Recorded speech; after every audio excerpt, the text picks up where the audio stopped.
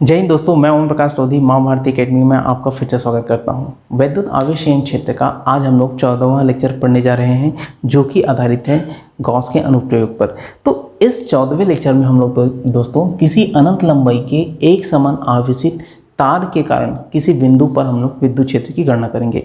मान लेते हैं यहाँ पर कि एक अनंत लंबाई जिसकी लंबाई कितनी है, स्मॉल एल है। इस स्मॉल एल लंबाई के एक हम लोग तार की कल्पना करते हैं। ठीक है, ये कैसी है, आवेशित है कुछ इस प्रकार से। तो मान लो इस आवेशित तार के कारण r दूरी पर एक बिंदु P लेते हैं, जैसे कि यहाँ पर इस तार से r दूरी पर एक बिंदु P यहाँ पर लिए। इस बिंदु P पर हम लोग को विद्युत क्षेत्र की गणना करनी है। तो सबसे पहले गॉस के अनुप्रयोग को हल करने के मैंने आपको 4 स्टेप्स बताए थे। 4 स्टेप्स को मैं यहाँ पे और लिख देता हूँ। सबसे पहले हम लोग ने क्या किया था, काल्पनिक पृष्ठ का जो है निर्माण किया था, है ना। काल्पनिक पृष्ठ का क्या किया था, निर्माण किया था, जहाँ पर ई सदिश व थीटा का मान कैसा था, सममित था, है ना। और उसके बाद दूसरा हम लोग ने कुल फ्लक्स फाई ई का मान निकालना था। वो कितना होता था, E D S cos theta होता था। इसके बाद हम लोग यहाँ पर तीसरा कुल आवेश का मान निकाले थे। कुल आवेश का मान कितना होता था, अगर ये निकल जाए तो गॉस के नियम के हिसाब से फाई ई बराबर क्या होता था, Q net upon epsilon not. इसको हम लोग समीकरण 1 देते थे और इसको समीकरण 2 देते थे। चौथे स्टेप्स में हम लोग ने समीकरण 1 और समीकरण 2 को क्या किया था, बराबर किया था। तो अगर यहाँ पर समीकरण 1 और समीकरण 2 को बराबर करें तो फाई ई बराबर कितना होता था, E D S cos theta बराबर क्यू नेट अपॉन क्या होता था, एप्सिलॉन नॉट। तो ये होता था हम लोग का मान, और यहाँ से हम लोग ई का मान यहाँ पे निकालते थे। ठीक है, तो यहाँ पे दोस्तों मैंने पिछले लेक्चर में आप लोग को बताया था कि अगर मान लो एक समान कोई आवेशित छड़ है, जैसे कि यहाँ पे तार है, तो तार के समतुल्य क्या है, छड़ी के समतुल्य होती है। तो अगर एक समान आवेशित कोई तार है या छड़ है, तो इससे r दूरी पर कोई बिंदु P है, उस पर हम लोग को विद्युत क्षेत्र की गणना करनी है। अच्छा, इसकी लंबाई अगर मैं लेता हूँ तो इसकी जो लंबाई है वो कितनी है, स्मॉल एल है ना, अनंत लंबाई ये स्मॉल एल है। तो इस आवेशित छड़ से r दूरी पर एक बिंदु P है, उस बिंदु P पर हम लोग को विद्युत क्षेत्र का मान निकालना है। तो यहाँ पर हम लोगों ने सबसे पहले काल्पनिक पृष्ठ का निर्माण करना है। तो काल्पनिक पृष्ठ का निर्माण कैसे करेंगे, पिछले लेक्चर में मैंने आपको बताया था कि अगर कोई आवेशित छड़ है, उस आवेशित छड़ के लिए अगर हम लोग काल्पनिक पृष्ठ का निर्माण करें तो वो कौन सी होती है, बेलन होती है। तो जैसे कि यहाँ पे देख लेते हैं, ये r त्रिज्या और L लंबाई है ना। यहाँ पे r दूरी पर एक बिंदु P है, इस बिंदु P पर हम लोग को विद्युत क्षेत्र निकालना है। तो हम लोग क्या करेंगे, इसी त्रिज्या का, इसी लंबाई का हम लोग एक त्रिज्या ले लेंगे। तो r त्रिज्या और L लंबाई के एक बेलन की हम लोग कल्पना करते हैं। तो इस तरह से कुछ ये हो जाएगा हम लोग का बेलन, ऐसा।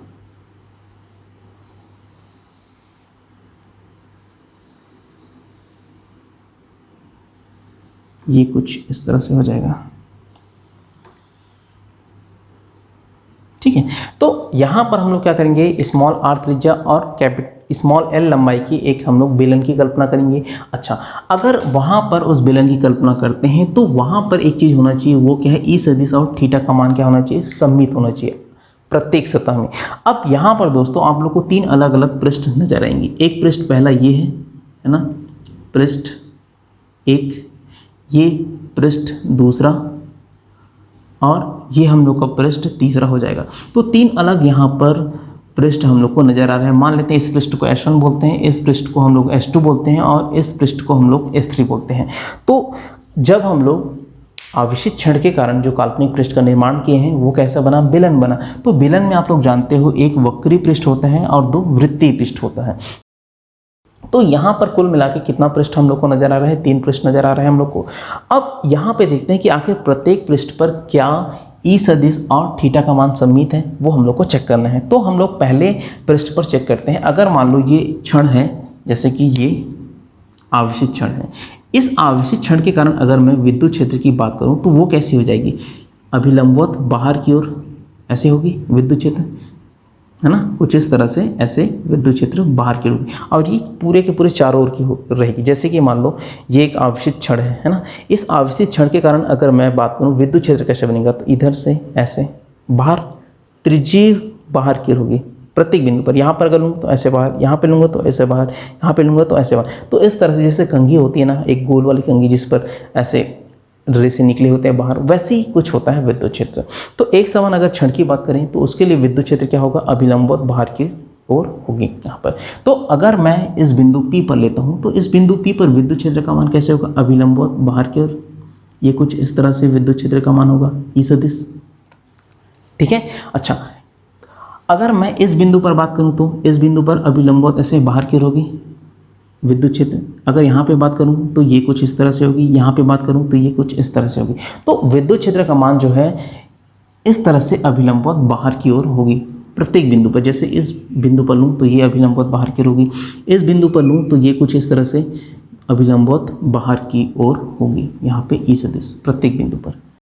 ये चीज़ आपको समझ आया होगा। अच्छा, हम लोग पृष्ठ S1 पर बात करते हैं। तो इस बिंदु पर अगर मैं क्षेत्रफल सदिश की बात करूं, क्षेत्रफल सदिश क्या हो जाएगा यहाँ पर, ds सदिश, वो भी कैसे हो जाएगी, बाहर की ओर हो जाएगी। अब हम लोग जानते हैं दोस्तों को जो थीटा का मान होता है ई सदिश और ds सदिश के मध्य कोण होता है। यहाँ पे आप बता सकते हैं क्या, ई सदिश और ds सदिश के मध्य कोण कितना है, तो ये कितना है, 0 है ना। अगर मैं यहाँ पर इस बिंदु पर बात करता हूँ तो यहाँ पर भी जो पृष्ठ सदिश है या क्षेत्रफल सदिश है वो बाहर की ओर रहेगी और ई सदिश भी यहाँ बाहर की ओर है। दोनों के मध्य कोण यहाँ पर कितना दिख रहे हैं, 0 दिख रहे हैं। इस बिंदु पर अगर मैं बात करूँ तो यहाँ पर ds सदिश बाहर की ओर है, ई सदिश भी बाहर की ओर ही लग रही है, तो थीटा का मान यहाँ पे कितना होगा, 0 होगा। तो इस तरह से हम लोग देखते हैं कि जो पहला पृष्ठ है S1 उसके प्रत्येक बिंदु पर थीटा का मान क्या है, 0 है, मतलब सममित है, और ई का मान भी कैसे है, सभी तरफ बराबर ही दिख रही है हम लोग को। तो यहाँ पर पहले पृष्ठ पर अगर ई सदिश और थीटा का मान बोलें तो वो कैसी है, सममित है। दूसरे पृष्ठ की बात करते हैं। दूसरे पृष्ठ पर ई सदिश ऐसे कुछ बाहर की ओर लग रही है ना। जैसे अगर मैं यहाँ पर इसका ऊपर वाला भाग बनाऊँ, ये ऊपर वाला भाग ऐसे गोलीय बनेगा, तो वहाँ पर विद्युत क्षेत्र कैसे बनेगी, ये कुछ इस तरह से ऐसे बनेगी, है ना। अब आप अगर ऊपर से देखोगे तो ये विद्युत क्षेत्र कुछ इस तरह से बनेगी। अच्छा, यहाँ पर एक बिंदु लेता हूँ, जैसे कि मान लो ये है, इस बिंदु पर विद्युत क्षेत्र इस तरह इधर बन रही है, लेकिन अगर यहाँ पर मैं क्षेत्रफल सदिश की बात करूँ तो क्षेत्रफल सदिश कैसे बनेगी, इस बिंदु पर क्षेत्रफल सदिश कुछ इस तरह से बनेगी, ds सदिश। तो ई सदिश और ds सदिश के मध्य यहाँ पे कोण कितना है, 90 दिख रहा है। इस बिंदु पर ले लो, इस बिंदु पर ई सदिश इस ओर बनेगी तो ds सदिश इस ओर बनेगी। ds सदिश हमेशा पृष्ठ के अभिलंबवत बाहर की ओर होती है। तो यहाँ पर भी कोण कितना मिल रहा है हम लोग को, थीटा बराबर 90। इस बिंदु पर ले लो तो यहाँ पर भी कितना होगा, ds सदिश बाहर की ओर होगा। तो ई सदिश और ds सदिश के मध्य कोण कितना होगा, 90 डिग्री होगा। इसका मतलब है दूसरे पृष्ठ में प्रत्येक बिंदु पर ई सदिश और थीटा का मान सममित है। थीटा का मान कितना है वहाँ पे, 90 डिग्री दिख रहा है, और ई सदिश का मान तो सभी जगह बराबर है। ये कुछ इस तरह से ऐसे, ठीक है। तीसरे पृष्ठ में बात करते हैं। तीसरे पृष्ठ में भी विद्युत क्षेत्र का जो डिस्ट्रीब्यूशन है कुछ इसी तरह से होगा, क्योंकि वो भी कैसी है, वृत्तीय पृष्ठ है। तो यहाँ पर अगर मान लो इस बिंदु पर लेते हैं, इस बिंदु पर विद्युत क्षेत्र इधर की ओर जा रही है, और इस बिंदु पर अगर मैं क्षेत्रफल सदिश की बात करूँ तो ds सदिश कुछ इस तरह से बनती है, पृष्ठ के अभिलंबवत बाहर की ओर। तो पृष्ठ के अभिलंबवत बाहर की ओर बनेगी, तो यहाँ पर जो थीटा का मान आएगा, थीटा इसको 3 ले लेते हैं, ये हम लोग का हो जाएगा थीटा 2। थीटा 2 का मान कितना है, 90 डिग्री। थीटा 3 का मान भी वैसे ही प्रत्येक जगह पे क्या होती है, 90 डिग्री का होता है। जैसे इस बिंदु पर लेता हूँ तो इस बिंदु पर विद्युत क्षेत्र कुछ इस तरह से होगा, और ये हम लोग का ds सदिश होगा। तो इन दोनों के मध्य यहाँ पर कोण कितना दिख रहा है, थीटा 3 का मान 90 डिग्री ही दिख रहा है। तो तीसरे पृष्ठ पर अगर बात करें कि प्रत्येक बिंदु पर क्या ई सदिश और थीटा का मान सममित है, तो बिल्कुल है, ई सदिश और थीटा का मान यहाँ पे सममित है। तीसरे पृष्ठ पर अगर थीटा की बात करूँ तो वो कितना है, 90 डिग्री है। पहले पृष्ठ पर अगर थीटा का बात करूँ तो वो 0 डिग्री है। दूसरे पृष्ठ पर अगर थीटा का बात करूँ तो वो कितना है, 90 डिग्री है। तो इस तरह से सबसे पहले हम लोग ने काल्पनिक पृष्ठ का निर्माण कर लिया।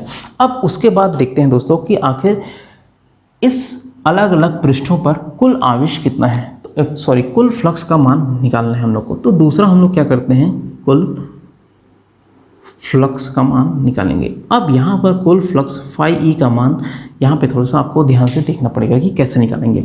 तो अगर मैं मान लूँ ये ई ds कॉस थीटा है, ठीक है।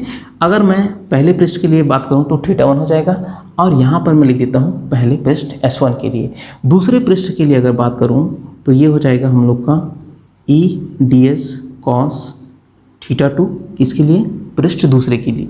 तीसरे पृष्ठ की अगर बात करूं तो कितना हो जाएगा, E D S cos theta three किसके लिए, तीसरे पृष्ठ के लिए।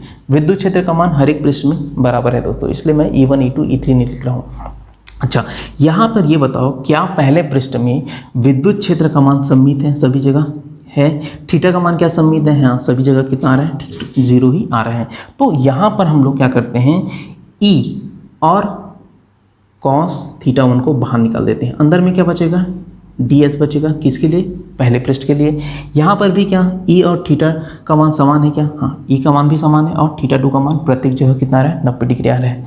तो यहाँ पर कितना हो जाएगा, ई कॉस थीटा 2 को भी बाहर निकाल देते हैं। अंदर में क्या बचेगा हम लोग का, डी एस किसके लिए, दूसरे पृष्ठ के लिए। तीसरे पृष्ठ की अगर बात करते हैं, क्या तीसरे पृष्ठ पर ई और थीटा का मान समान है, समान है ना। तो यहाँ पर कितना हो जाएगा, ई और ये हो जाएगा हम लोग का कॉस थीटा 3 किसके लिए, तीसरे पृष्ठ के लिए। तो ये हो जाएगा हम लोग का तीसरा पृष्ठ का मान, ठीक। अच्छा, ई का मान तो हम लोग को निकालना है, तो ई का मान तो रहने देते हैं। पहले पृष्ठ पर देखो दोस्तों कि आखिर थीटा का मान कितना आया है। तो अगर थीटा 1 की बात करें तो कितना है, सब जगह 0 आए हैं, तो ये हो जाएगा हम लोग का 0।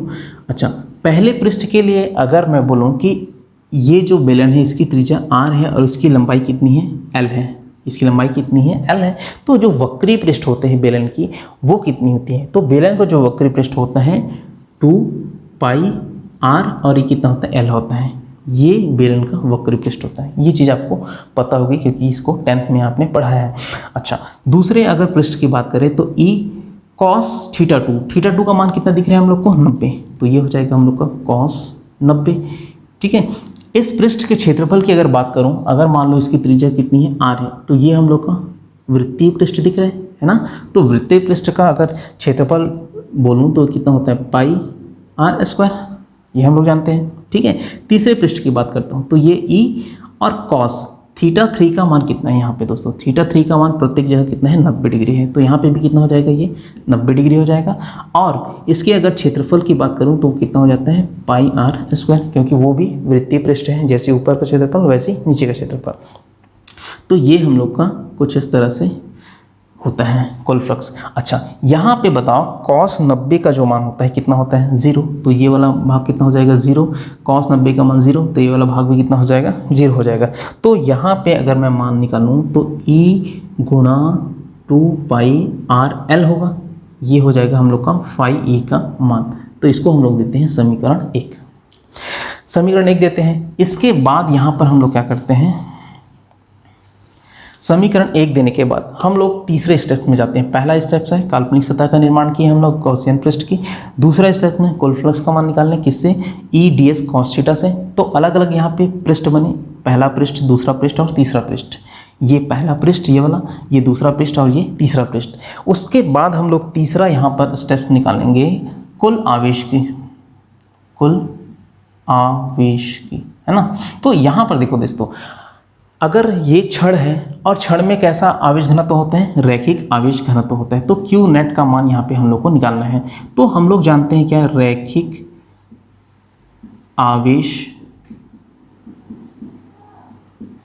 घनत्व।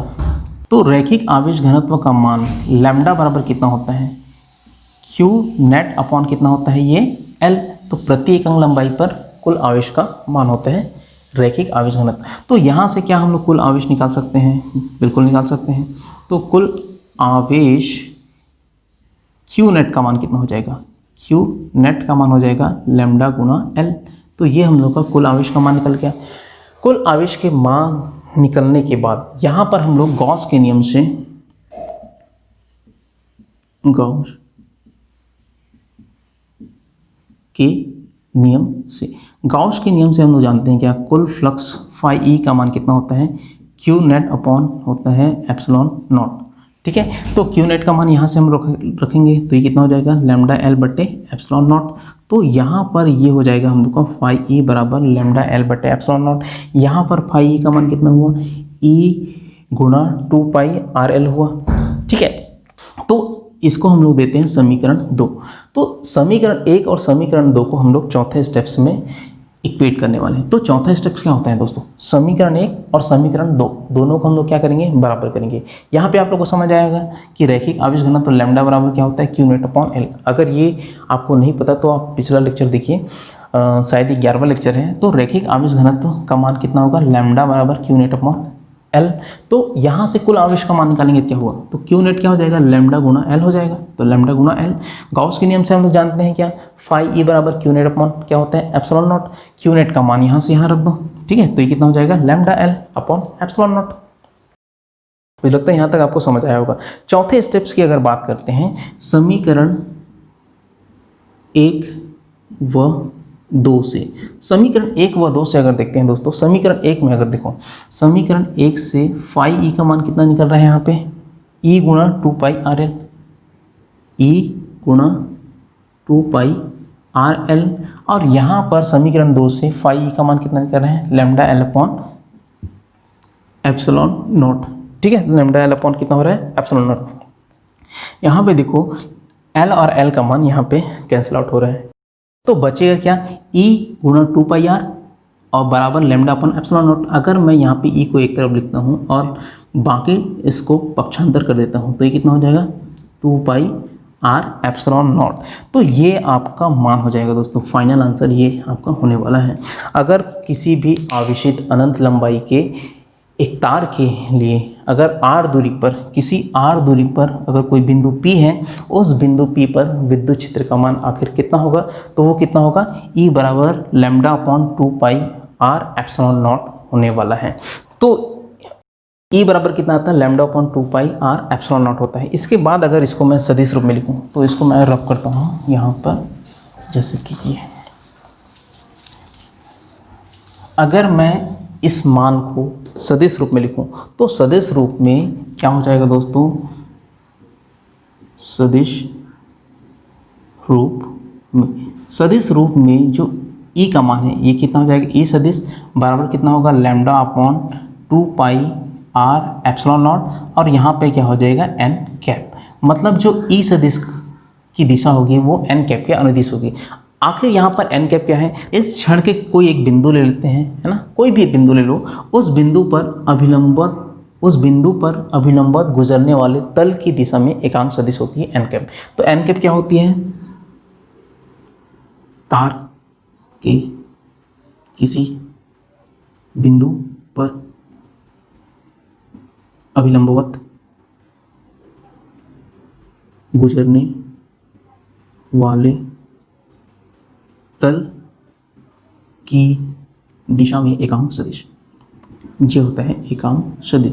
तो यहाँ पर ई सदिश की जो दिशा है वो किसके अनुदिश होगी, एन कैप के अनुदिश होगी। एन कैप क्या होता है, इस आवेशित क्षण की कोई भी एक बिंदु ले लो, उस बिंदु पर अभिलंबवत जो तल होती है उसकी दिशा में एकांक सदिश होती है एन कैप। अच्छा, यहाँ पे अगर मान लो दोस्तों लैम्डा का मान पॉजिटिव है, अगर मान लो लैम्डा कितनी कैसी है, पॉजिटिव है, अगर लैम्डा पॉजिटिव है तो ई सदिश का जो दिशा होगी वो कैसी होगी, बहिर्मुखी होगी, ठीक है, बहिर्मुखी होगी। बहिर्मुखी मतलब इसको बोलते हैं आउटवर्ड होगी, रेडियली आउटवर्ड।